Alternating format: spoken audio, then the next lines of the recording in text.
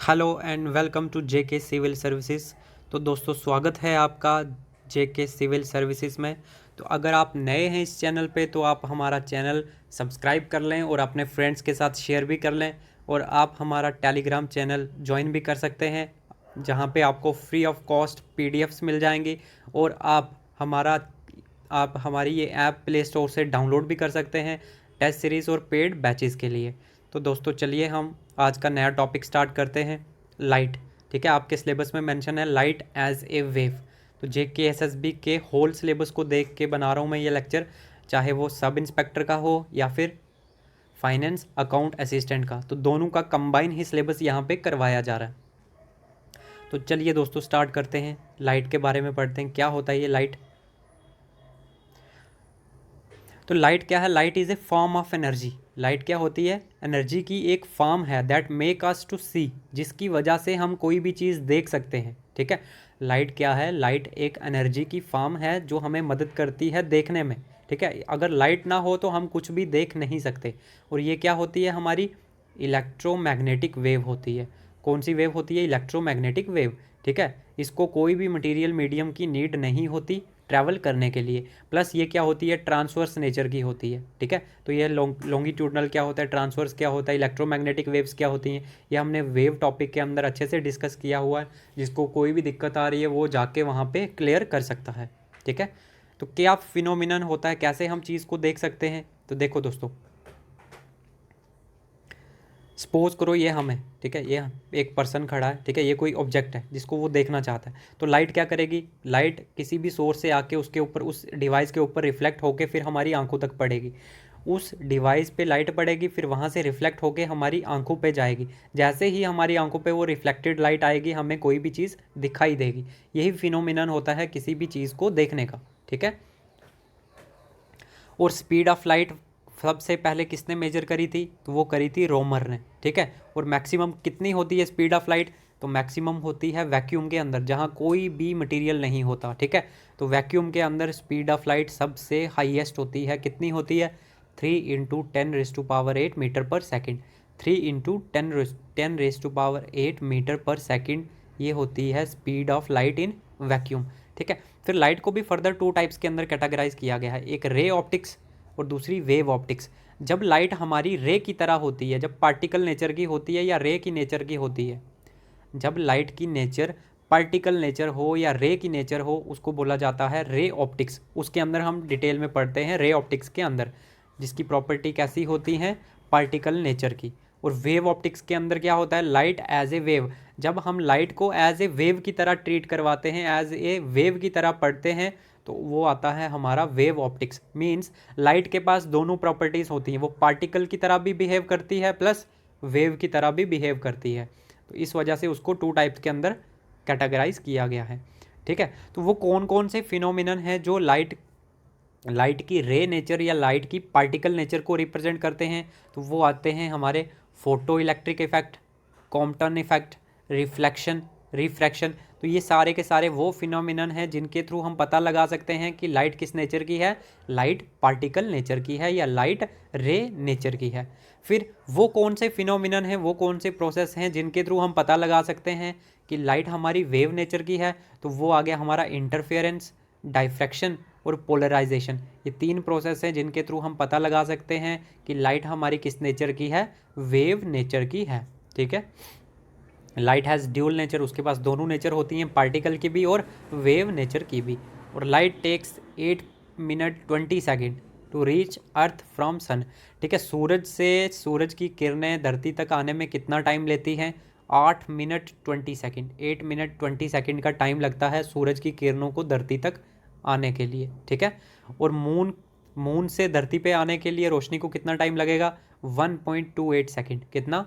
1.28 second, क्योंकि moon जो है वो बहुत ही नज़दीक है एज़ कम्पेयर टू सन। इसी वजह से टाइम भी क्या लगता है? बहुत कम लगता है मून से धरती पे रोशनी को आने के लिए। फिर 2 टर्म्स निकल के आती हैं दोस्तों, अम्ब्रा एंड पिनुम्ब्रा। क्या होता है अम्ब्रा और क्या होता है पिनुम्ब्रा? ठीक है, वो रीजन जहाँ पे कंप्लीट अंधेरा हो, वो रीजन जहाँ पे पूरे का पूरा अंधेरा हो, जहाँ पे कोई भी लाइट ना पहुँच पाए, उस रीजन को क्या बोला जाता है? अम्ब्रा।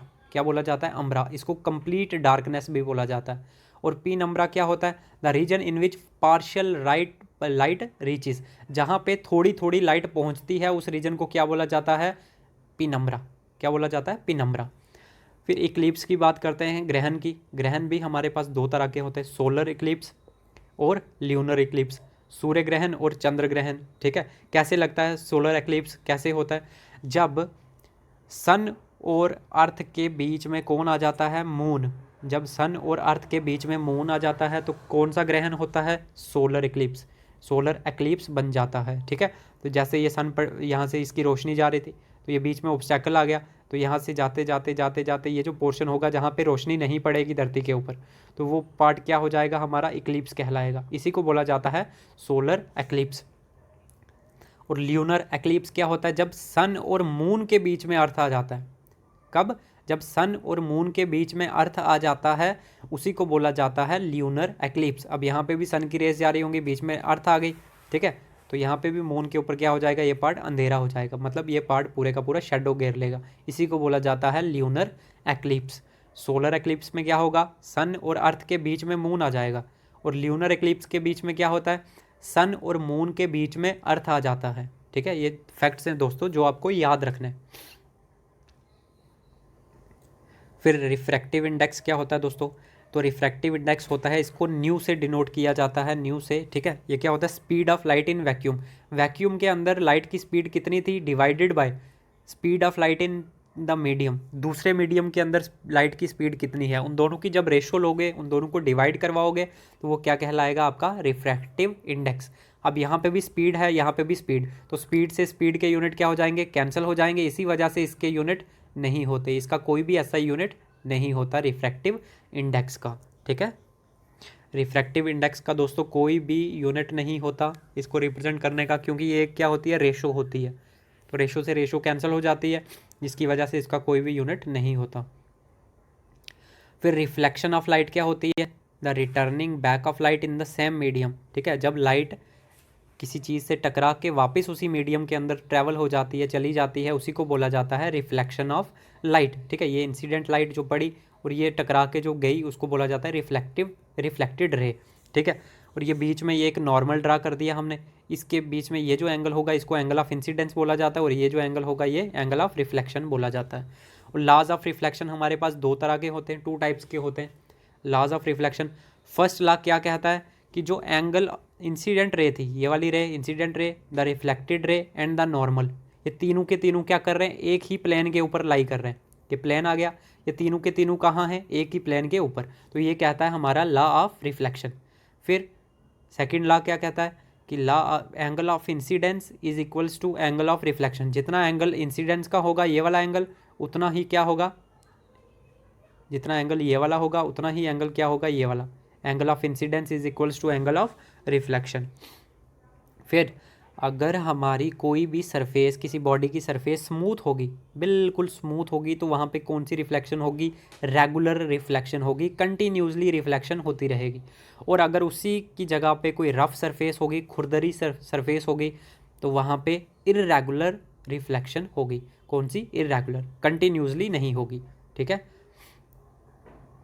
फिर दोस्तों मिरर क्या होता है, polished surface that reflects light. ठीक है, मिरर की एक साइड क्या होती है, पॉलिश्ड होगी, जिसकी वजह से वो क्या करता है, लाइट रेज को रिफ्लेक्ट कर देता है। जो भी लाइट उसके ऊपर पड़ती है वो उसको क्या कर देता है, रिफ्लेक्ट कर देता है। उसी चीज़ को बोला जाता है हमारा मिरर। क्या बोला जाता है, मिरर। मिरर भी हमारे पास दो तरह के होते हैं, प्लेन मिरर और स्फेरिकल मिरर। सबसे पहले हम पढ़ेंगे प्लेन मिरर के बारे में। If the reflecting surface is plane, अगर उसकी रिफ्लेक्टिंग सरफेस कैसी है, प्लेन सरफेस है, प्लेन सरफेस से रिफ्लेक्शन हो रही है, तो उसको बोला जाता है प्लेन मिरर। और प्लेन मिरर की जो इमेज होती है, जो वो इमेज बनाता है, वो वर्चुअल, इरेक्ट और सेम साइज़ की बनती है जितने साइज़ का हमारा ऑब्जेक्ट होता है। वर्चुअल एंड इरेक्ट और सेम साइज़ की बनाएगा जितने साइज़ का हमारा ऑब्जेक्ट होगा। और ये हमेशा कहाँ बनती है, मिरर के पीछे। ठीक है, ये सपोज करो मिरर आ गया, ये पर्सन आ गया, ये कहाँ पे बनेगी, पीछे बनेगी, मीन्स मिरर के पीछे बनेगी। ठीक है, to see full image a person requires a mirror at least half of its height. ठीक है, अगर एक पर्सन चाहता है वो अपनी पूरे की पूरी इमेज देखे तो जो मिनिमम साइज होगा मिरर का वो कितना होना चाहिए, जितनी उस पर्सन की हाइट होगी उसका हाफ। ठीक है, उसके आधे साइज का। सपोज करो ये एक पर्सन है, ये अगर चाहता है कि वह अपनी पूरी की पूरी शेप देख पाए मिरर के अंदर, तो जो मिरर का साइज़ होना चाहिए वो इसकी मतलब इसके हाफ साइज़ का होना चाहिए। इतने साइज़ का अगर मिरर होगा तो ये पर्सन पूरे की पूरी अपनी इमेज देख पाएगा। If a plane mirror is rotated at an incidence angle of theta then the reflected ray rotates at an angle 2 theta. ठीक है, अगर इंसिडेंस एंगल आप थीटा घुमाओगे, थीटा चेंज करोगे, तो जो रिफ्लेक्टेड रे होगी वो भी कितनी चेंज होगी, 2 थीटा हो जाएगी, डबल हो जाएगी उसकी। ठीक है, अगर थीटा एंगल की चेंज आएगी इंसिडेंस के अंदर तो रिफ्लेक्टेड रे के अंदर कितना आ जाएगा, 2 थीटा का एंगल चेंज होगा। ये आपको फैक्ट याद रखने हैं दोस्तों। इंपॉर्टेंट एक और आ गया कि फोकल लेंथ जो भी होती है प्लेन मिरर की वो कितनी होती है, infinity. Focal length plane mirror की कितनी होती है, इन्फिनिटी। और जो लीनियर मैग्नीफिकेशन होती है वो किसके बराबर होती है, 1 के बराबर होती है। क्या होता है मैग्नीफिकेशन, आगे पता चल जाएगा आपको। ठीक है, तो फोकल लेंथ किसी भी प्लेन मिरर की कितनी होती है, इन्फिनिटी। और जो लीनियर मैग्नीफिकेशन होती है वो किसके बराबर होती है, 1 के बराबर। डायरेक्ट क्वेश्चन आते हैं दोस्तों यहाँ से। फिर दूसरी टाइप है हमारे पास सफेरिकल मिरर। ठीक है, क्या होता है ये spherical mirror, whose reflecting surface is a cut part of a hollow glass sphere. ठीक है, सपोज करो ये कोई ग्लास का स्फेयर बना हुआ है, स्फेयर मतलब गोला। ठीक है, अगर हमने इसको काट दिया, अगर इस काट के हमने रख दिया, ठीक है, काटा तो इस तरह का बन जाएगा, एक इस तरह का बन जाएगा। ठीक है, अगर इस तरह का कोई शेप बनता है और एक साइड उसकी क्या है, रिफ्लेक्टिंग, मतलब एक साइड उसकी क्या कर रही है, लाइट्स को रिफ्लेक्ट कर रही है, तो इसी को बोला जाता है सफेरिकल मिरर। सफेयर मतलब गोला था और मिरर मतलब रिफ्लेक्ट करवा रहा है। तो जो गोले से हमने एक पार्ट बनाया, गोले को काट के एक कट करके जो हमने पार्ट बनाया जो क्या कर रहा है, लाइट रेज को रिफ्लेक्ट कर रहा है, उसी को बोला जाता है सफेरिकल मिरर। ठीक है, सफेरिकल मिरर भी हमारे पास 2 तरह के होते हैं, कनकेव मिरर और कॉन्वेक्स मिरर। कनकेव मिरर इस तरह का होगा जिसकी बाहर वाली साइड क्या होगी, पॉलिश्ड होगी। ठीक है, बाहर वाली साइड पॉलिश्ड होगी और अंदर वाली साइड क्या होगी, रिफ्लेक्टिंग। लाइट रेज अगर यहाँ पे पड़ेंगी तो वो क्या हो जाएंगी, रिफ्लेक्ट हो जाएंगी। और कन्वेक्स मिरर क्या होगा, इसका उल्टा इस तरह से होगा, इसकी अंदर वाली साइड पॉलिश्ड होगी और बाहर वाली साइड क्या करेगी, रिफ्लेक्ट करेगी। अब लाइट रेज यहाँ पे पड़ेंगी तो यहाँ से क्या कर देगा, ये रिफ्लेक्ट कर देगा। ठीक है, तो ये जो शेप होगी ये कनकेव मिरर की होगी और ये वाली शेप किसकी होगी, कन्वेक्स मिरर की। कनकेव मिरर को कन्वर्जिंग मिरर भी बोला जाता है क्योंकि जो भी लाइट रेज इसके ऊपर पड़ेंगी वो एक पॉइंट पे क्या कर देगा, उनको कन्वर्ज कर देगा, मिलाएगा। लेकिन ये जो कन्वेक्स मिरर है इसको डाइवर्जिंग मिरर भी बोला जाता है। क्यों बोला जाता है, क्योंकि जो भी लाइट रेज इसके ऊपर पड़ेगी वो मर्ज कन्वर्ज नहीं होगी, वो क्या हो जाएगी, डाइवर्ज हो जाएगी। यहाँ पे डालेगा तो बिखेर देगा। ठीक है, इसी वजह से इसको बोला जाता है डाइवर्जिंग मिरर। इसको कन्वर्जिंग मिरर और इसको डाइवर्जिंग मिरर। और जो कॉनकेव मिरर इमेज बनाएगा वो हमेशा कौन सी होगी, real and inverted, real and inverted. और जो कन्वेक्स मिरर हमारी इमेज बनाएगा वो कैसी होगी, वर्चुअल एंड इरेक्ट और डिमिनिश्ड, बहुत ही छोटे साइज़ की बनाएगा। ठीक है, अब यूजेस पे डायरेक्ट क्वेश्चन आते हैं दोस्तों कि कनकेव मिरर का कहाँ कहाँ पे यूज़ किया जाता है। टॉर्चेस के अंदर, टॉर्चेस के जो आगे शीशे लगे होते हैं, सर्च लाइट के अंदर, व्हीकल्स की जो हेडलाइट्स होती हैं वहाँ पे भी इसका यूज़ किया जाता है। शेविंग मिरर के अंदर भी कॉनकेव मिरर का यूज़ किया जाता है। और डॉक्टर्स इसका यूज़ करते हैं to examine eye, nose, ear. ठीक है, इनकी जांच करने के लिए डॉक्टर कौन से शीशे का यूज़ करते हैं, कौन से मिरर का यूज़ करते हैं, कॉनकेव मिरर का यूज़ करते हैं। फिर सोलर कुकर के अंदर भी इसका यूज़ होता है। फिर डेंटिस्ट भी इसी का यूज़ करते हैं पेशेंट के टीथ को एग्जामिन करने के लिए।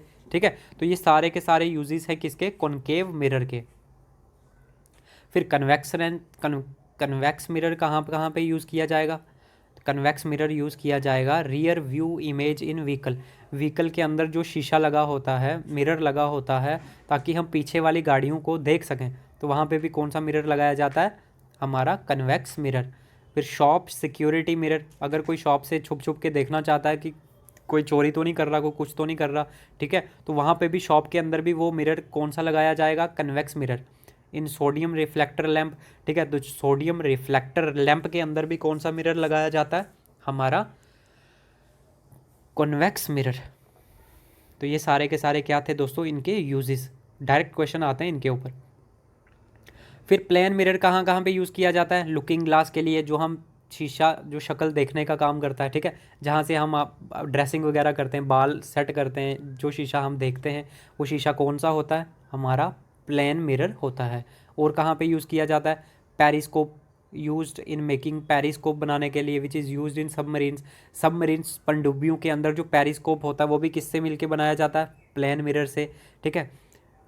Used at blind turns of some busy roads, देखा होगा जहाँ पे करवी करवी रोड्स होती हैं इस तरह की, जो रोड पे जब मोड़ आने वाला होता है तो साइड पे एक मिरर लगा होता है ताकि हम आगे वाली गाड़ी को देख पाएँ, ठीक है। तो वहाँ पे भी कौन से मिरर का यूज़ किया जाता है, प्लेन मिरर का यूज़ किया जाता है। और कैलिडोस्कोप के अंदर भी किसका यूज़ किया जाएगा, प्लेन मिरर का यूज़ किया जाएगा। अब बात करते हैं हम दोस्तों इमेजेस की, ठीक है। इमेज क्या होती है, इमेज भी हमारे पास दो तरह की होती हैं, एक रियल इमेज और दूसरी वर्चुअल इमेज, ठीक है।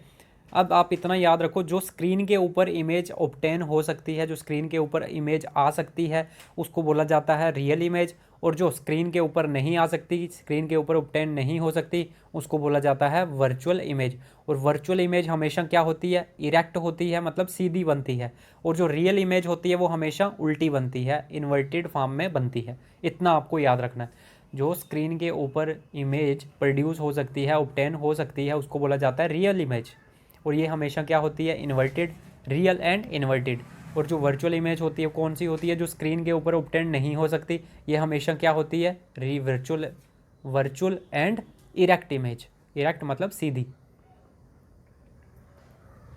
फिर दोस्तों देखो, सपोज करो ये हमारे स्फेरिकल मिरर आ गए, सपोज करो ये कॉनकेव मिरर है, ये कनकेव मिरर आ गया और ये वाला कन्वेक्स मिरर आ गया, ठीक है। अब यहाँ से यहाँ तक ये जो पार्ट है जो लाइट रेज को रिफ्लेक्ट या डाइवर्ज करेगा उसको बोला जाता है अपर्चर। क्या बोला जाता है, अपर्चर। ए डैश बी बी डैश, ये जो पार्ट होगा इसको बोला जाता है अपर्चर। फिर ये जो इस अपर्चर का मिडल पॉइंट होगा, इस अपर्चर का मिडल पॉइंट होगा, इसको बोला जाता है पोल। क्या बोला जाता है, इसको बोला जाता है पोल। फिर ये जो पार्ट हमने काटा, ये अपर्चर जिससे काटा, सपोज करो ये एक सर्कल हुआ होगा पहले, इस सर्कल का जो सेंटर हुआ होगा उसको बोला जाता है सेंटर ऑफ कर्वेचर, सी से रिप्रेजेंट किया जाता है। क्या बोला जाता है, सेंटर ऑफ कर्वेचर। यहाँ पे भी होगा तो ये भी सी आ गया, इसका जो सेंटर होगा उसको सी बोला जाएगा, सेंटर ऑफ कर्वेचर, ठीक है। फिर फोकस क्या होगा, जो सेंटर ऑफ कर्वेचर और पोल के बीच में लाई करेगा, इसके और इसके बीच का जो सेंटर होगा उसको बोला जाता है फोकस, ठीक है। इसके और इसके बीच का जो सेंटर होगा उसको बोला जाता है फोकस, ठीक है। और ये जो लाइन होगी जो पोल से सीधी गुजरती है इसको क्या बोला जाता है, प्रिंसिपल एक्सिस। ये जो पोल से सीधी लाइन गुजरती है इसको क्या बोला जाता है, प्रिंसिपल एक्सिस, ठीक है। ये थे कुछ बेसिक पॉइंट। फिर अगर वो इमेज के बारे में पूछ ले कि अगर ऑब्जेक्ट की पोजीशन यहाँ पे है तो इमेज कहाँ पे बनेगी, किस नेचर की बनेगी, तो वो भी देख लो दोस्तों। अगर आ जाता है कभी तो आप आराम से करके आ जाओगे, ठीक है। ये आपको फैक्ट्स याद रखने पड़ेंगे, अभी नहीं देखोगे आप कि कैसे बनेगा क्या नहीं बनेगा, क्योंकि ये क्रैश कोर्स चल रहा है। यहाँ पे पूरी डिटेल में अगर बताने लगे तो 1-1.5 महीना और लग जाएगा आपको, ठीक है। तो इसलिए आप ये फैक्ट को याद कर लो, क्योंकि डायरेक्ट क्वेश्चन फैक्ट्स के ऊपर ही वो पूछता है। ये आ गया हमारा पोजीशन ऑफ ऑब्जेक्ट, ऑब्जेक्ट की पोजीशन। अगर आप ऑब्जेक्ट कहाँ पे रखोगे तो आपका इमेज कौन सी पोजीशन पे बनेगा और उसकी नेचर कैसी होगी, ठीक है। अगर इन्फिनिटी पे होगा मतलब सेंटर ऑफ कर्वेचर से पीछे ही होगा, ठीक है। अगर हमने ऑब्जेक्ट सी से पीछे रखा हुआ है, ये सी आ गया, इसके भी पीछे मतलब इधर बैक साइड काफ़ी पीछे, तो हम बोल सकते हैं इन्फिनाइट। इन्फिनाइट यहाँ से यहाँ भी हो सकता है और यहाँ से यहाँ भी, ठीक है। तो सी से पीछे की बात हो रही है अभी, ठीक है। तो ये जब सी से पीछे होगा काफ़ी ज़्यादा पीछे तो उसको बोला जाता है इन्फिनिटी, इन्फिनिटी। अगर ऑब्जेक्ट हमारा इन्फिनिटी पे होगा तो उसकी इमेज कहाँ पे बनेगी, फोकस के ऊपर बनेगी, ठीक है। अगर हमारा ऑब्जेक्ट इन्फिनिटी पे होगा तो उसकी इमेज कहाँ पे बनेगी, फोकस के ऊपर बनेगी। और किस नेचर की होगी वो इमेज, रियल एंड इन्वर्टेड और हाईली डिमिनिश्ड। रियल और इन्वर्टेड बनेगी प्लस बहुत ही छोटे साइज की बनेगी। फिर दूसरा point, beyond centre of curvature. ये तो थे इन्फिनिटी, काफ़ी ज़्यादा दूर। अगर सेंटर ऑफ कर्वेचर से थोड़ी ही दूरी पे हो, बैक साइड थोड़ी ही पीछे हो, बियॉन्ड सेंटर ऑफ कर्वेचर, तो तब उस केस में इमेज कहाँ बनेगी, पोजीशन ऑफ इमेज कहाँ पे होगी, between focus and centre of curvature. फिर जो इमेज बनेगी सेंटर ऑफ कर्वेचर और फोकस के बीच में बनेगी, और ये भी कैसी नेचर की होगी, रियल एंड इन्वर्टेड नेचर की, और ये भी क्या होगी, डिमिनिश्ड, ये भी छोटे साइज की होगी। फिर अगर हमारा ऑब्जेक्ट सेंटर ऑफ कर्वेचर के ऊपर होगा, एग्जैक्ट सेंटर ऑफ कर्वेचर के ऊपर रखा जाएगा, तो इसकी इमेज भी कहाँ पे बनेगी, सेंटर ऑफ कर्वेचर के ऊपर ही बनेगी, और उसकी नेचर कैसी होगी, रियल एंड इन्वर्टेड, और सेम साइज़ की होगी। जितने साइज़ का हमारा ऑब्जेक्ट होगा उतने ही साइज़ की हमारी इमेज भी बनेगी, ठीक है। और अगर फोकस और सेंटर ऑफ कर्वेचर के बीच में होगा हमारा ऑब्जेक्ट, तो उसकी इमेज कहाँ पे बनेगी, तो उसकी इमेज सेंटर ऑफ कर्वेचर और इन्फिनिटी के बीच में बनेगी, ठीक है। सेंटर ऑफ कर्वेचर और इन्फिनिटी के बीच में बनेगी उसकी इमेज, और ये भी कैसी नेचर की होगी, रियल एंड इन्वर्टेड और इनलार्ज हो जाएगी, और उसका इमेज का साइज़ क्या होगा, बहुत ज़्यादा हो जाएगा, ठीक है। और अगर फोकस पे हमने कोई ऑब्जेक्ट रखा हुआ है तो उसकी इमेज कहाँ पे बनेगी, उसकी इमेज इन्फिनिटी पे बनेगी, काफ़ी दूर जाके पीछे बनेगी, ठीक है। और ये भी क्या होगी, रियल एंड इन्वर्टेड और हाईली इनलार्ज्ड। यहाँ पे इनलार्ज्ड थी, यहाँ पे क्या हो गया, हाईली, बहुत ज़्यादा बड़ी बन जाएगी इस केस में, ठीक है। और लास्ट केस, अगर ऑब्जेक्ट हमारा फोकस और पोल के बीच में होगा तो उसकी इमेज कहाँ पे बनेगी, बिहाइंड द मिरर, फिर मिरर के पीछे बनेगी इस साइड। ये अगर इमेज है, हम ये हमारा मिरर है, तो मिरर के बिल्कुल इस तरफ बनेगी, पीछे की साइड, ठीक है। कब, जब फोकस और पोल के बीच में हमारा ऑब्जेक्ट लाई करेगा, तो इसकी नेचर भी क्या होती है हमारी, वर्चुअल। ये वाली अब मिरर के पीछे बनेगा, तो मिरर के पीछे जो भी बनेगा वो क्या होगा, वर्चुअल एंड इरेक्ट बनेगा, वर्चुअल एंड इरेक्ट, और इसका साइज़ भी क्या हो जाएगा, इनलार्ज्ड हो जाएगा। बाकी सारे क्या बन रहे थे, मिरर के सामने बन रहे थे, इसी वजह से रियल एंड इन्वर्टेड आए। अब ये वाला क्या बन रहा था, मिरर के पीछे, back side, behind the mirror, तो इस वजह से ये इसकी नेचर कैसी हो जाएगी, वर्चुअल एंड इरेक्ट। देखो दोस्तों, अब बात करते हैं कन्वेक्स मिरर की। इसके दो ही केस होते हैं। कन्वेक्स मिरर में इमेज कैसी बनेगी, अगर हमारा ऑब्जेक्ट इन्फिनिटी पे होगा तो फोकस पे उसकी इमेज बनेगी, और नेचर कैसी होगी, वर्चुअल एंड इरेक्ट और हाईली डिमिनिश्ड, बहुत ही छोटे साइज़ का बनेगा।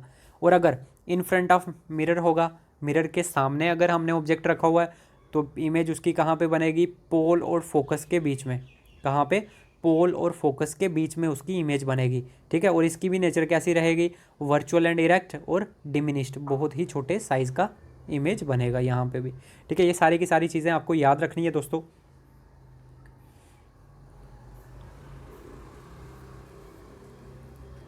फिर मिरर फार्मूला क्या होता है, तो मिरर फार्मूला होता है दोस्तों 1/u + 1/v is equals to 1/f। 1/u + 1/v is equals to 1/f, ये होता है मिरर फार्मूला मिरर के केस में। अब u क्या है यहाँ पे, ऑब्जेक्ट का डिस्टेंस, और v क्या है, इमेज का डिस्टेंस, और f क्या है, फोकल लेंथ। ये तीनों चीज़ें दी जाएंगी, यहाँ पे रख के आप कोई भी वैल्यू निकाल सकते हो, ठीक है। फिर लीनियर मैग्नीफिकेशन क्या होती है, तो लीनियर मैग्नीफिकेशन होती है size of image to the size of object, ठीक है। इमेज का कितना साइज़ था उसको डिवाइड करवाओ ऑब्जेक्ट का कितना साइज़ था, जो वैल्यू आ जाएगी उसको क्या बोला जाता है, लीनियर मैग्नीफिकेशन, ठीक है। अगर मैग्नीफिकेशन ग्रेटर देन 1 होगी तो हमारी इमेज इन लार्ज साइज़ की होगी, बहुत बड़े साइज़ की इमेज बनेगी। अगर मैग्नीफिकेशन 1 से छोटी होगी तो हमारी डिमिनिश्ड इमेज बनेगी, बहुत ही छोटे साइज़ की इमेज बनेगी। और अगर हमारा m बराबर हो जाता है 1 के बराबर, तो जितना साइज़ इमेज का था उतना ही साइज़ क्या रहेगा, ऑब्जेक्ट का भी साइज़ रहेगा, ठीक है। कॉनकेव मिरर के केस में क्या था, m हमारा पॉजिटिव था या नेगेटिव भी था, पॉजिटिव भी था और नेगेटिव भी था, ठीक है। क्योंकि इमेज हमारी इनलार्ज्ड भी बन रही थी और डिमिनिश्ड भी बन रही थी, इसकी वजह से कॉनकेव मिरर में क्या हो जाएगा, मैग्नीफिकेशन हमारी पॉजिटिव भी रह सकती है प्लस नेगेटिव भी रह सकती है। लेकिन कन्वेक्स मिरर के अंदर जो हमारी मैग्नीफिकेशन है वो हमेशा कैसी रहती है, पॉजिटिव, ठीक है। आपको ये फैक्ट याद रखना है, बाकी इतने ध्यान नहीं देने दोस्तों, ठीक है। मैग्नीफिकेशन अगर ग्रेटर देन 1 हो जाएगी तो साइज़, इमेज का जो साइज़ है वो बहुत बड़ा हो जाएगा, ऑब्जेक्ट के साइज़ से बहुत ज़्यादा हो जाएगा। अगर मैग्नीफिकेशन लेस देन 1 हो जाएगी तो हमारा साइज़ डिमिनिश्ड हो जाएगा, इमेज का साइज़ छोटा बनेगा। अब बात करते हैं दोस्तों रिफ्रैक्शन ऑफ लाइट, ठीक है। क्या होता है रिफ्रैक्शन ऑफ लाइट,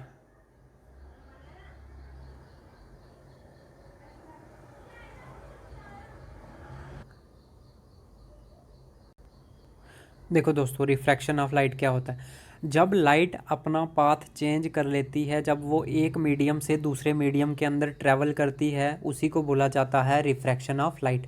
क्या बोला जाता है? Refraction of light. सपोज करो ये रेयरर मीडियम था, ये डेंसर मीडियम था, ठीक है। ये एयर था और ये ग्लास आ गया, ठीक है। ये एयर आ गया और ये ग्लास आ गया। जब लाइट एयर से ग्लास की ओर जाएगी तो क्या होगा?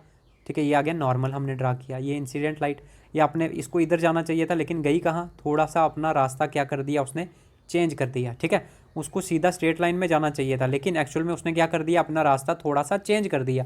इसी को बोला जाता है रिफ्रैक्शन ऑफ लाइट, ठीक है। जब लाइट रे हमारी रेयरर से डेंसर मीडियम की ओर जाएगी, रेयरर से डेंसर मीडियम की ओर जाएगी तो वो बेंड होगी टूवर्ड्स नॉर्मल, ठीक है। ये जो नॉर्मल है इसकी ओर क्या हो जाएगी? बेंड हो जाएगी, इस नॉर्मल की ओर बेंड होगी। लेकिन जब वो डेंसर से रेयरर की ओर आएगी तो क्या होगा?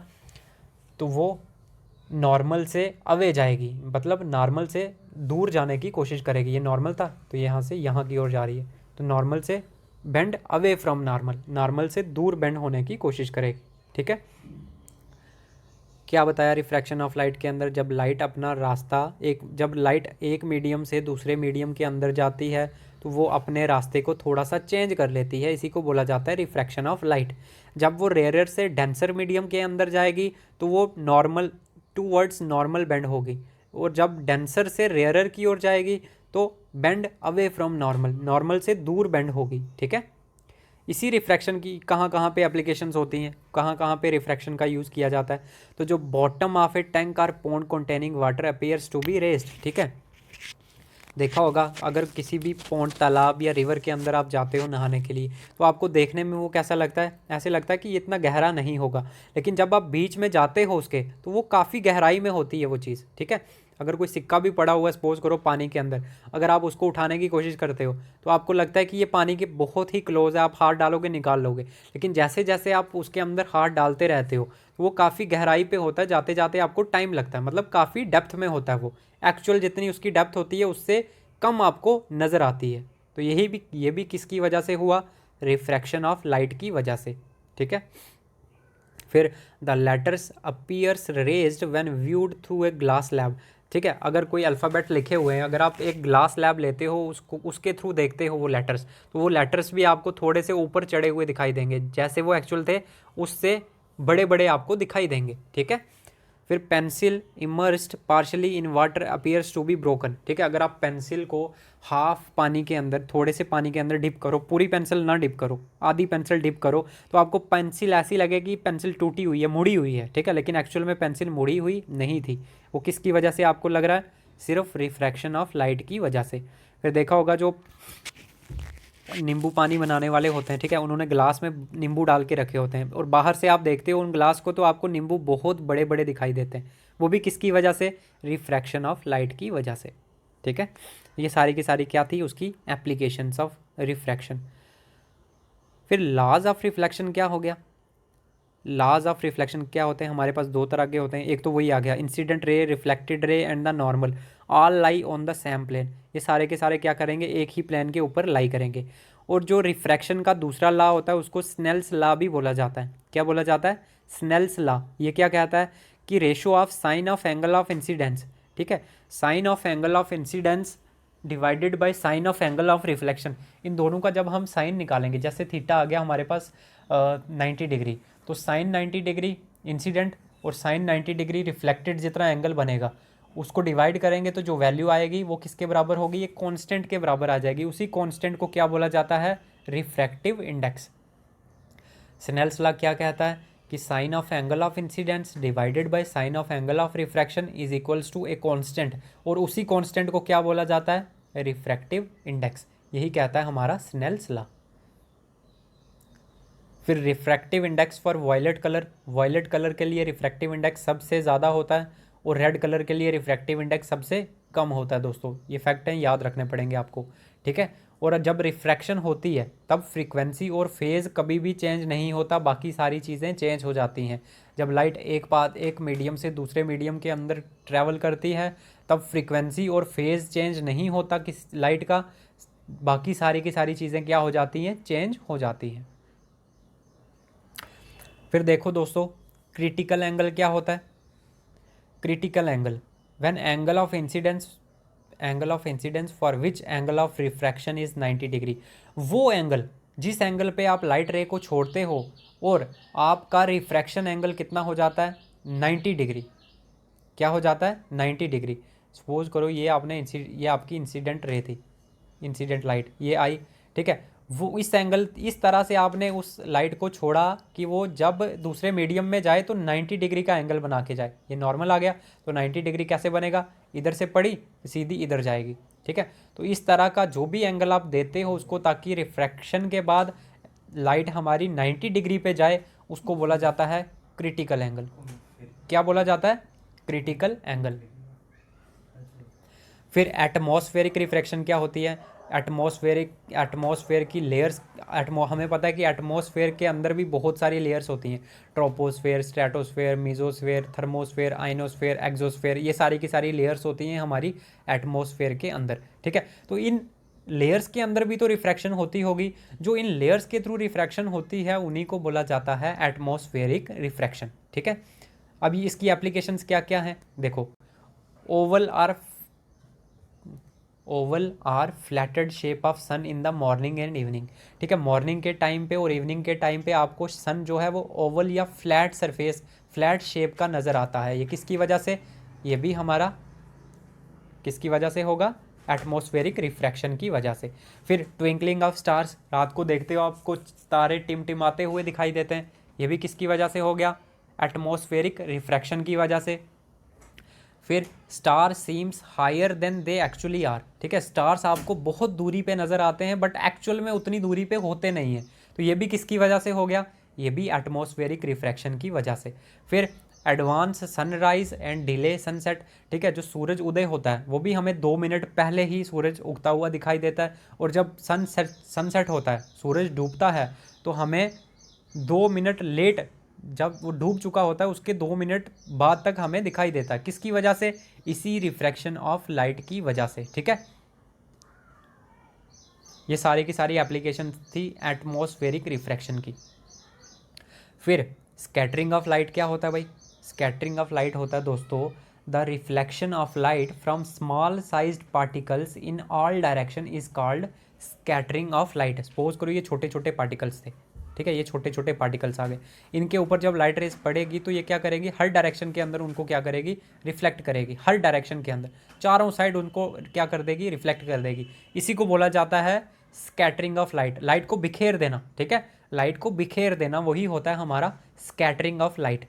इस कौन कौन से फिनोमिनन होते हैं जो स्कैटरिंग ऑफ लाइट को शो करते हैं, हमारा blue colour of sky, sky हमें पूरे की पूरी नीली कलर की नज़र आती है, क्यों आती है, due to scattering of light, ठीक है। फिर red colour of sun at sunrise and sunset, जब सूरज सनराइज हो रहा होता है या सनसेट हो रहा होता है, दोनों टाइम के ऊपर क्या होता है, हमें सन बिल्कुल रेडिश कलर का नज़र आता है, रेड कलर का नज़र आता है, ठीक है। तो ये भी किसकी वजह से हो गया, स्कैटरिंग ऑफ लाइट की वजह से। किसकी वजह से हो गया, स्कैटरिंग ऑफ लाइट की वजह से। फिर दोस्तों टोटल इंटरनल रिफ्लेक्शन क्या होती है, टोटल इंटरनल रिफ्लेक्शन, ठीक है। तो जब लाइट हमारी डेंसर मीडियम से रेयरर मीडियम की ओर आती है और उसका एंगल ऑफ इंसिडेंस से, एंगल ऑफ इंसिडेंस जो उसका होगा वो क्रिटिकल एंगल से ज़्यादा होगा। क्या कंडीशंस होती हैं, एक तो लाइट डेंसर मीडियम से रेयरर मीडियम की ओर आनी चाहिए, कहाँ से, डेंसर से रेयरर मीडियम की ओर आनी चाहिए, ये वाला, ठीक है। दूसरा जो उसका एंगल ऑफ इंसिडेंस होगा, जिस एंगल पे आप लाइट को इंसिडेंट करवाओगे वो ज़्यादा होना चाहिए क्रिटिकल एंगल से, ताकि 90 डिग्री पे लाइट रिफ्रैक्ट ना हो, ठीक है। इससे ज़्यादा का एंगल होना चाहिए, जब इससे ज़्यादा का एंगल होगा तो लाइट क्या करेगी, रिफ्रैक्ट होने के बजाय क्या कर देगी, रिफ्लेक्ट कर देगी इन द सेम मीडियम, ठीक है। सपोज करो ये लाइट थी यहाँ पे पड़ी, ठीक है, अगर क्रिटिकल एंगल होता है तो ये 90 डिग्री पे जाती है ऐसे, लेकिन मीडियम चेंज हो जाता। लेकिन हमने क्या किया, इसको, ये जो एंगल था इसको थोड़ा सा बढ़ा दिया ताकि क्रिटिकल एंगल से ज़्यादा का एंगल बने। जब क्रिटिकल एंगल से ज़्यादा का एंगल बनेगा तो लाइट क्या हो जाएगी, रिफ्लेक्ट हो जाएगी, ना कि रिफ्रैक्ट होगी। रिफ्लेक्ट होके सेम मीडियम के अंदर आ जाएगी, डेंसर मीडियम से छोड़ी फिर वापस डेंसर मीडियम के अंदर आ गई, ठीक है। तो इसी को बोला जाता है टोटल इंटरनल रिफ्लेक्शन, ठीक है। अब कौन कौन से फिनोमिनन के अंदर टोटल इंटरनल रिफ्लेक्शन शो होती है, तो जो हमारे ऑप्टिकल फाइबर्स होते हैं जो कम्युनिकेशन के लिए यूज़ किए जाते हैं, ठीक है, तो ये जो केबल होती है इन्फॉर्मेशन एक जगह से दूसरी जगह लेके जाती है, इसके अंदर भी कौन सा प्रोसेस होता है, टोटल इंटरनल रिफ्लेक्शन, ठीक है।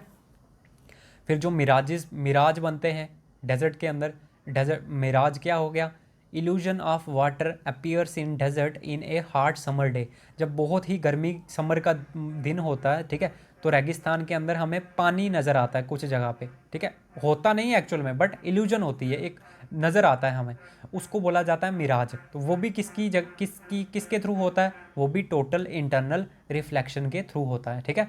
फिर जो डायमंड होता है, जो हमारा हीरा होता है, जो वो चमकता है, उसकी ब्रिलियंस होती है, जो जो उसकी स्पार्कलिंग होती है, वो भी कैसे होती है, टोटल इंटरनल रिफ्लेक्शन के थ्रू। फिर shining of air bubble in water, ठीक है, जो एयर बबल शाइन करता है वो भी किसके थ्रू होता है, हमारा टोटल इंटरनल रिफ्लेक्शन के थ्रू, ठीक है। अब दोस्तों प्राइमरी कलर की अगर बात की जाए तो कौन कौन से कलर को प्राइमरी कलर बोला जाएगा, RGB, रेड ग्रीन ब्लू, ये 3 कलर होते हैं, इनको बोला जाता है प्राइमरी कलर। क्यों बोला जाता है प्राइमरी कलर, क्योंकि इन तीनों के मिलाने से, इन तीनों के कम्बिनेशन से आप कोई भी कलर बना सकते हो, कोई भी कलर बना सकते हो, इसी वजह से इनको बोला जाता है प्राइमरी कलर्स। क्या बोला जाता है, प्राइमरी कलर्स। देखो दोस्तों अब बात करेंगे हम लेंस की, ठीक है। लेंस भी हमारे पास 2 तरह के होते हैं, कन्वेक्स लेंस और कनकेव लेंस, ठीक है। जो कन्वेक्स लेंस होता है ये कैसा होता है, ये बीच से मिडल से क्या होता है, मोटा होता है, इस तरह का, देखो बीच से मोटा और साइड से क्या है, पतला। तो जो बीच से मोटा होगा साइड से पतला होगा वो उसको क्या बोला जाएगा, कन्वेक्स लेंस। और कनकेव लेंस कौन सा होगा, जो बीच से पतला होगा और साइड से मोटा होगा, ठीक है। जो बीच से पतला होगा और साइड से मोटा होगा उसी को क्या बोला जाएगा, कनकेव लेंस। ये जो कन्वेक्स लेंस होता है ये कन्वर्जिंग लेंस होता है कि लाइट रेज को कन्वर्ज कर देता है, ठीक है। लेकिन ये जो कन्वेक्स लेंस था इसको कन्वर्जिंग लेंस बोला जाता है, और कनकेव लेंस को डाइवर्जिंग लेंस भी बोला जाता है। नाम याद रखना दोस्तों इनके, ठीक है।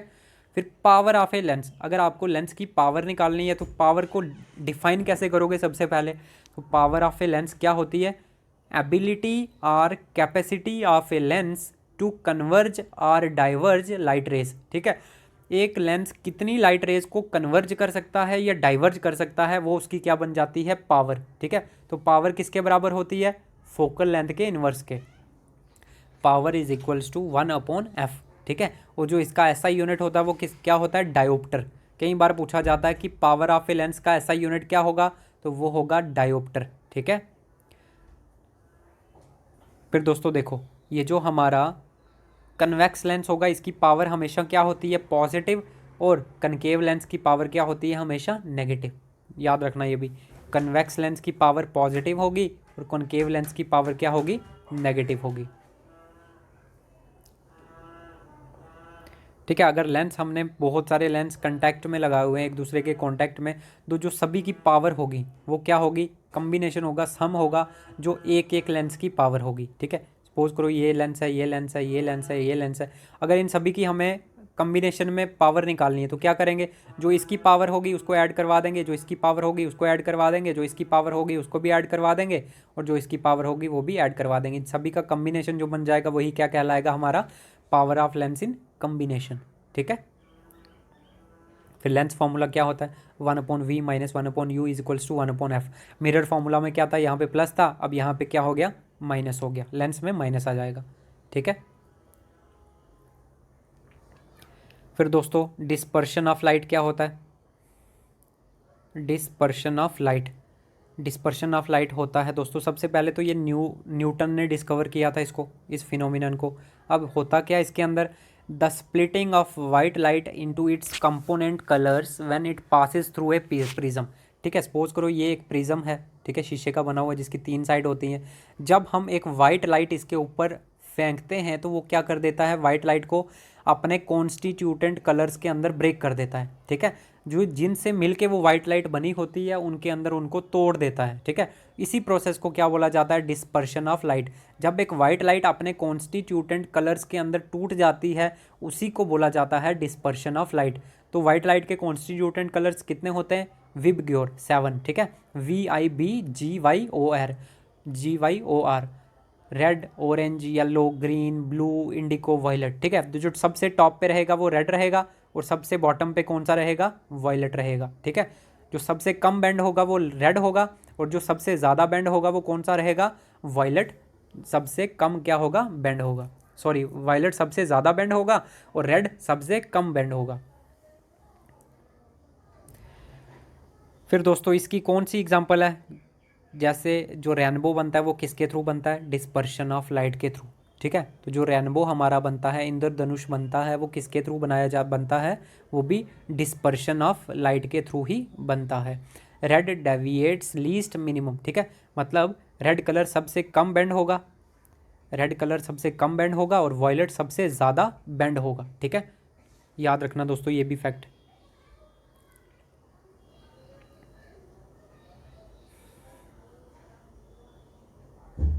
अभी हमने डिस्कस किया डिस्पर्शन ऑफ लाइट। क्या होती है dispersion of light, splitting of white light into its constituent colours when it passes through a prism. ठीक है, जब भी एक वाइट लाइट प्रिज्म से क्रॉस होती है, उसके प्रिज्म के अंदर से गुजरती है, तो वो अपने कॉन्स्टिट्यूटेंट कलर्स के अंदर क्या हो जाती है, डिवाइड हो जाती है, टूट जाती है। इसी प्रोसेस को क्या बोला जाता है, इसी फिनोमिनन को बोला जाता है डिस्पर्शन ऑफ लाइट। ठीक है, रेड कलर टॉप पे रहता है और वायलेट सबसे नीचे। इसका मतलब रेड सबसे कम बैंड होगा और वायलेट सबसे ज़्यादा बैंड होगा। ठीक है, रेनबो किसकी एग्जांपल है, डिस्पर्शन ऑफ लाइट की। रेनबो कैसे बनता है, बाय डिस्पर्शन ऑफ लाइट। ठीक है, रेड कलर सबसे कम डेविएट होगा, ठीक है, कम बैंड होगा और वायलेट सबसे ज़्यादा बैंड होगा। फिर दोस्तों देखो, velocity of light in a medium is maximum for that colour for which refractive index is minimum. ठीक है, क्या बोला गया कि जो वेलोसिटी होगी लाइट की और जो रिफ्रैक्टिव इंडेक्स होगा ये दूसरे के इन्वर्सली प्रोपोर्शनल होंगे। मीन्स जिस कलर का रिफ्रैक्टिव इंडेक्स ज़्यादा होगा उसकी वेलोसिटी सबसे कम होगी और जिसका रिफ्रैक्टिव इंडेक्स सबसे कम होगा उसकी वेलोसिटी सबसे ज़्यादा होगी। ये क्या आ गया, इन दोनों के बीच में उनका रिलेशन।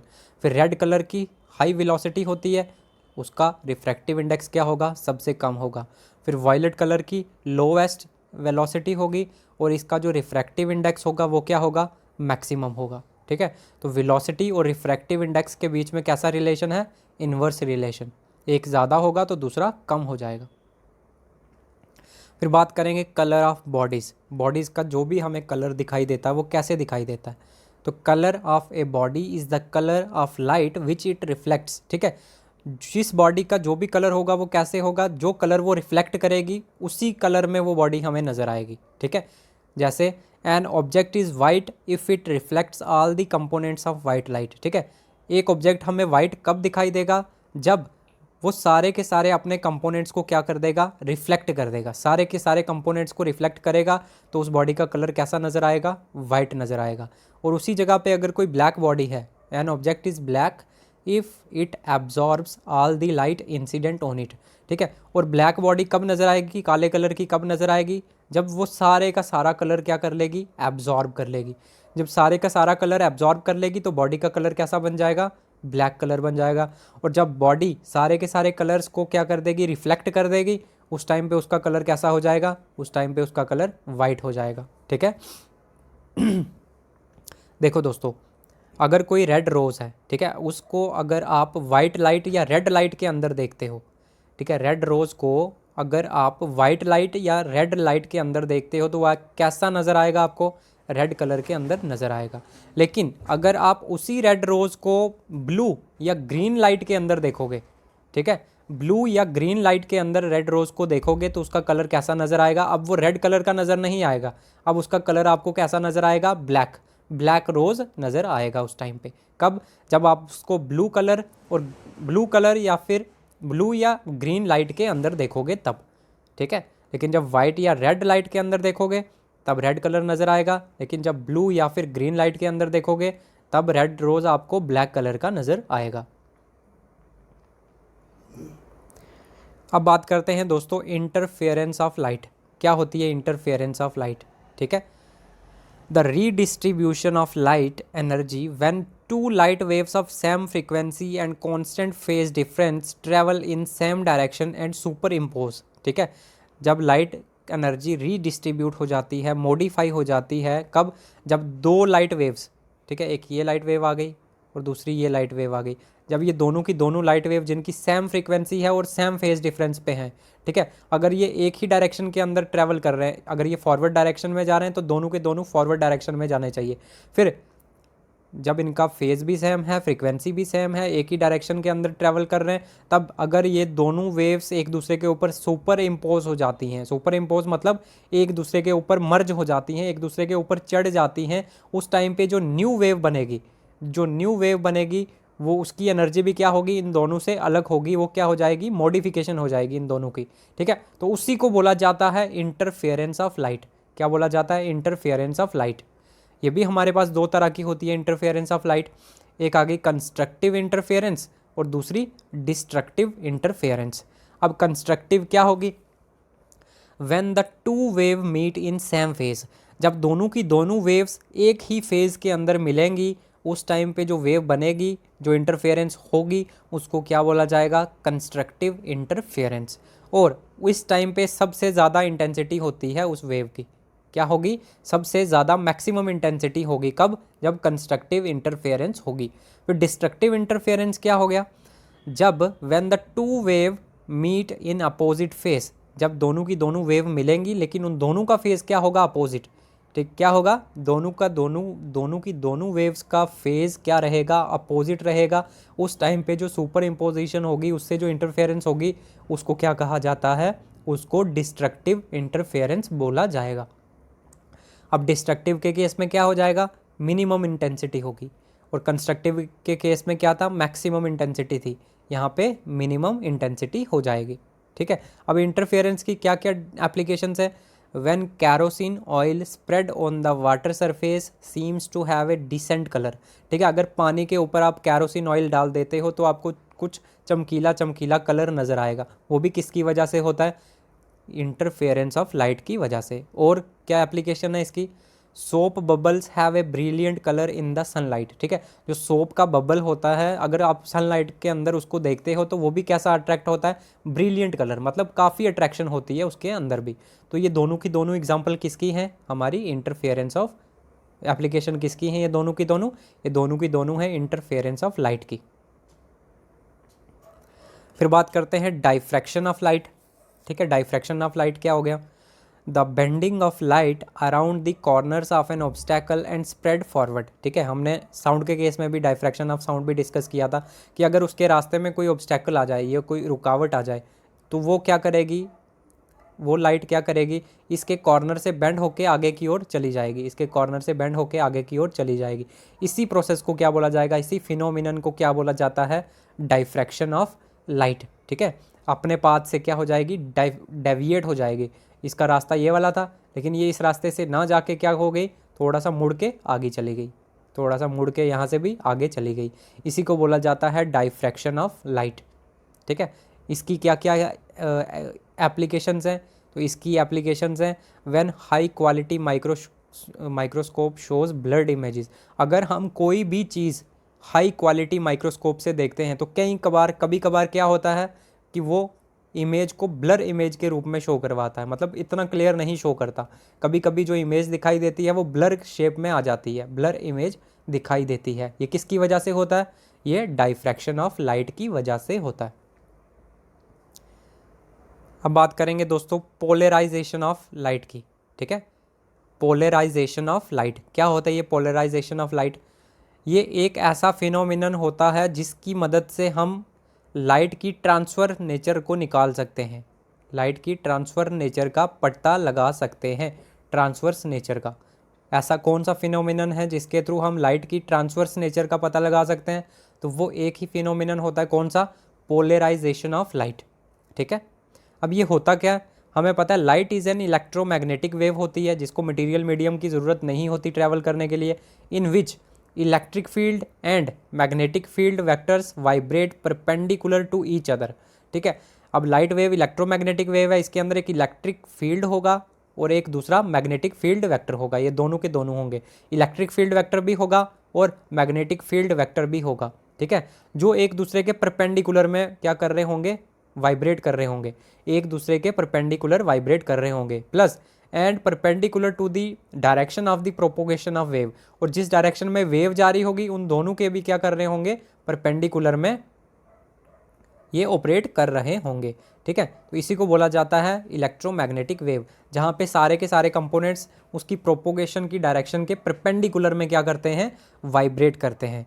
फिर अब पोलराइजेशन क्या हो गया, the restricting of vibration of a light in a plane perpendicular to the direction of propagation of wave is called polarization. ठीक है, जब आप उस लाइट की वाइब्रेशंस को रोकते हो ताकि वो परपेंडिकुलर डायरेक्शन में ना जाए, ताकि वो उसकी वाइब्रेशन उसके प्रोपोगेशन के परपेंडिकुलर ना जाए, उसी प्रोसेस को क्या बोला जाता है, पोलराइजेशन ऑफ लाइट। ठीक है, हमें पता है कि एक इलेक्ट्रिक वेक्टर होगा, इलेक्ट्रिक फील्ड वेक्टर, दूसरा मैग्नेटिक फील्ड वेक्टर होता है, और ये दोनों के दोनों क्या होते हैं, एक दूसरे के परपेंडिकुलर।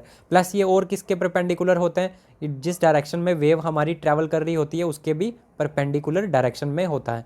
लेकिन जो पोलराइजेशन ऑफ लाइट होती है वो क्या करती है, इनको परपेंडिकुलर डायरेक्शन से हटाती है, रिस्ट्रिक्ट करती है, रोकती है।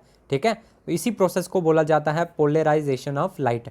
ये जो इलेक्ट्रिक वेक्टर होता है ये किसके लिए रिस्पॉन्सिबल होता है, विजिबल इफेक्ट ऑफ लाइट, इसी की वजह से कोई भी चीज़ हमें दिखाई देती है। ठीक है, तो लाइट का विजिबल इफेक्ट किसके थ्रू होता है, इलेक्ट्रिक फील्ड की वजह से। और जो हीट का इफेक्ट होता है, ठीक है, जो हीट का इफेक्ट होता है लाइट की वजह से, वो किसकी वजह से होता है, मैग्नेटिक फील्ड की वजह से। ठीक है, तो दोस्तों ये था आपका लाइट। अब हम कुछ डिफेक्ट्स के बारे में पढ़ेंगे, आई के डिफेक्ट के बारे में, जहाँ से एग्जामिनर कई बार डायरेक्ट क्वेश्चन पूछ देता है ये किस टाइप का डिफेक्ट है और इसको कैसे आप करेक्ट कर सकते हो। ठीक है, तो यहाँ पे आज हम वो चीज़ें पढ़ेंगे जो इंपॉर्टेंट हैं एग्जाम के पॉइंट ऑफ व्यू से। डिफेक्ट्स ऑफ आई, ह्यूमन आई के अंदर क्या क्या डिफेक्ट्स आते हैं। ठीक है, एक होता है हमारा मायोपिया, इसको शॉर्ट साइटेडनेस भी बोला जाता है। क्या बोला जाता है, शॉर्ट साइटेडनेस, मायोपिया भी बोल सकते हो, शॉर्ट साइटेडनेस भी बोल सकते हो। ये कैसा डिफेक्ट होता है, जिसके अंदर person near by objects clearly देख सकता है, जिसके अंदर पास वाली चीज़ें पर्सन को बिल्कुल क्लियर नज़र आती हैं, but can not see far away objects, लेकिन जो दूर की चीज़ें होती हैं वो उसको क्लियरली दिखाई नहीं देती। पास की चीज़ें तो बिल्कुल क्लियर दिखाई देती हैं, लेकिन जो दूर की चीज़ें होती हैं वो बिल्कुल क्लियर दिखाई नहीं देती। ठीक है, इसी डिफेक्ट को बोला जाता है मायोपिया या फिर शॉर्ट साइटेडनेस। अब इसको कैसे आप रिकवर कर सकते हो, इसको कैसे ठीक कर सकते हो। ठीक है, तो उसके लिए हम क्या यूज़ करते हैं, कॉनकेव लेंस का यूज़ करते हैं। कौन से लेंस का, मायोपिया के लिए हम कॉनकेव लेंस का यूज़ करते हैं उसको ठीक करने के लिए। अब बात करेंगे हाइपरमेट्रोपिया की। क्या होता है हमारा हाइपरमेट्रोपिया, इसको लॉन्ग साइटेडनेस भी बोला जाएगा। क्या बोला जाएगा, लॉन्ग साइटेडनेस। ये मायोपिया का अपोजिट हो जाएगा। ठीक है, इसके अंदर क्या होगा, can a person can see far away objects clearly, इसके अंदर पर्सन दूर की चीज़ों को तो बिल्कुल क्लियरली देख सकता है, but can not see nearby objects clearly. ठीक है, लेकिन जो पास में पड़ी हुई चीज़ें होंगी, उसकी नज़रों के पास में जो चीज़ होगी उसको क्लियरली नहीं देख सकता। दूर की चीज़ें उसको बिल्कुल क्लियरली दिखाई देंगी, लेकिन पास की चीज़ों को देखने के लिए उसको प्रॉब्लम होगी। उसी डिफेक्ट को क्या बोला जाता है, हाइपरमेट्रोपिया। क्या बोला जाएगा, हाइपरमेट्रोपिया। अब इसको रिकवर कैसे कर सकते हो, इसको ठीक कैसे कर सकते हो, इसको करेक्ट कैसे कर सकते हो, तो यहाँ पे यूज़ किया जाता है कन्वेक्स लेंस। कौन सा लेंस, कन्वेक्स लेंस का यूज़ किया जाता है हाइपरमेट्रोपिया को ठीक करने के लिए।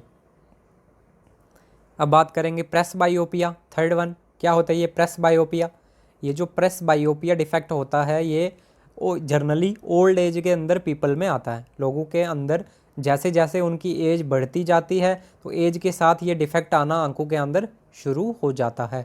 ठीक है, इसके अंदर क्या प्रॉब्लम होती है, distinct as well as nearby objects can not be seen. ठीक है, दूर की चीज़ें भी इंसान नहीं देख सकता क्लियरली, और नियर बाय ऑब्जेक्ट्स भी क्लियरली नहीं देख सकता। मीन्स पास की चीज़ों को देखने के लिए भी उसको दिक्कत होती है, उसको प्रॉब्लम होती है, और दूर की चीज़ें देखने के लिए भी उसको प्रॉब्लम होती है। इस डिफेक्ट के अंदर ना ही पास की चीज़ों को अच्छे से देख सकता है, ना ही दूर की चीज़ों को अच्छे से देख सकता है। इसी डिफेक्ट को क्या बोला जाएगा, प्रेस बायोपिया। अब इसको करेक्ट कैसे किया जाएगा, इसको ठीक कैसे किया जाएगा, तो यहाँ पे बायफोकल लेंस का यूज़ किया जाएगा। क्या किया जाएगा, बायफोकल लेंस का यूज़ किया जाएगा। जहाँ पे ये शीशा आ गया, ठीक है, इसका ऊपर वाला पोर्शन कनकेव होगा और नीचे वाला कन्वेक्स, ऊपर वाला कनकेव होगा, नीचे वाला कन्वेक्स। ठीक है, तो इस तरह से होता है, एक ही शीशे के अंदर दो लेंस लगा दिए जाते हैं, उसी को बोला जाता है बायफोकल लेंस। ये किसके लिए यूज़ किया जाता है? प्रेसबायोपिया को ठीक करने के लिए। फिर आता है हमारा एस्टिगैमेटिज्म। क्या होता है एस्टिगैमेटिज्म? एस्टिगैमेटिज्म एक ऐसा डिफेक्ट होता है जिसके अंदर एक पर्सन ना ही हॉरिजॉन्टल लाइंस और वर्टिकल लाइंस को डिफरेंशिएट कर सकता है, मतलब दोनों के ऊपर फोकस नहीं बना सकता। हॉरिजॉन्टल मतलब इस तरह से जो ऊपर से नीचे, टॉप से बॉटम की ओर, और वर्टिकल ये वाली। ठीक है, अगर इन दोनों के ऊपर फोकस नहीं बना सकता सेम टाइम के ऊपर।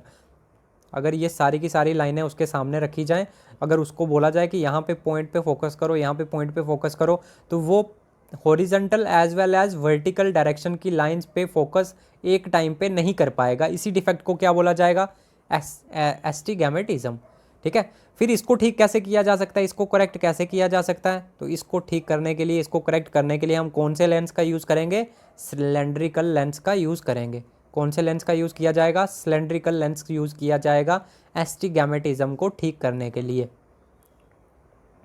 और लास्ट आ गया दोस्तों हमारा कैटरैक्ट। लास्ट आ गया हमारा कैटरैक्ट। क्या होता है ये cataract? An opaque membrane is developed on cornea due to which a person loses power of vision partially or completely. ठीक है, देखा होगा जो थोड़े एज्ड पर्सन हो जाते हैं उनकी आंखों के ऊपर एक ओपेक मतलब वाइट कलर का एक मेम्ब्रेन सा डेवलप हो जाता है आंखों के ऊपर। ठीक है, एक मेम्ब्रेन सी बन जाती है, उसी को बोला जाता है कैटरैक्ट। उसकी वजह से या तो इंसान पार्शली थोड़ी नज़र उसकी चली जाती है या पूरी तरह से उसको देखना बंद हो जाता है उसका। इसी डिफेक्ट को क्या बोला जाता है? कैटरैक्ट। अब इसको ठीक कैसे किया जा सकता है? तो इसको ठीक करने के लिए क्या किया जाता है? सर्जरी की जाती है, जिस सर्जरी में क्या किया जाता है? उसकी वो मेम्ब्रेन निकाल दी जाती है, रिमूव कर दी जाती है। जैसे ही वो मेम्ब्रेन ऊपर से हट जाएगी फिर पर्सन को थोड़ा सा क्लियरली दिखाई देना शुरू हो जाता है। तो ये कौन सा डिफेक्ट आ गया? कैटरैक्ट। ठीक है, तो दोस्तों ये था आपका ऑप्टिक्स लाइट चैप्टर। ठीक है, आपके सिलेबस के अंदर लिखा हुआ था लाइट एज ए वेव। तो लाइट एज ए वेव के अंदर लाइट पूरे का पूरा डिस्कस करना ज़रूरी था, क्योंकि एग्जामिनर का कोई पता नहीं कहाँ से वो क्वेश्चन पिक कर ले। ठीक है, अब ये आपका सिलेबस हो चुका है दोस्तों फिज़िक्स का कंप्लीट। इसके बाद अगर हम लेक्चर लेके आए तो उसके अंदर हम MCQs डिस्कस करेंगे। जो भी टॉपिक आपके सिलेबस के अंदर हैं उस टॉपिक के रिलेटेड प्रीवियस ईयर क्वेश्चन और मोस्ट एक्सपेक्टेड क्वेश्चन कौन कौन से बन सकते हैं वो सारे के सारे हम डिस्कस करेंगे। ठीक है दोस्तों, अगर आपको ये लेक्चर अच्छा लगा तो लाइक करें, कमेंट करें और अपने दोस्तों के साथ इसको शेयर भी करें। दोस्तों आप कमेंट नहीं कर रहे, ठीक है, मैं काफ़ी देर से देख रहा हूँ 1 या 2 कमेंट आ रहे हैं हमारे लेक्चर पे। ठीक है, अच्छा लगता है तब भी कमेंट करो, बुरा लगता है तब भी कमेंट करो, लेकिन लिखो, कुछ ना कुछ ज़रूर लिखो। ठीक है, जिससे आपका फीडबैक मुझ तक पहुँच पाए। ठीक है दोस्तों, ओके, थैंक यू।